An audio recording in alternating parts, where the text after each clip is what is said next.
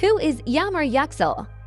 The actress attracted attention with the character of Dilan in the TV series Blood Flowers, which was screened on Channel 7.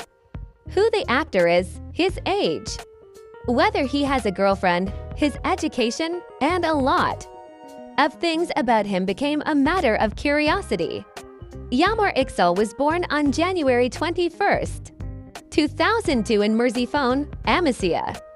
He grew up in Istanbul. Age 20 as of 2021. Sign: Aquarius. There is no information about his height.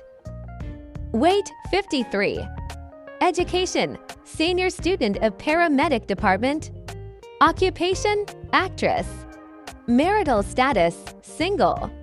Does he have a girlfriend? No. Yağmur Yüksel made her acting debut with the TV series Ken Iyiklari. In the series, he is accompanied by Barbakta with the character of Baran.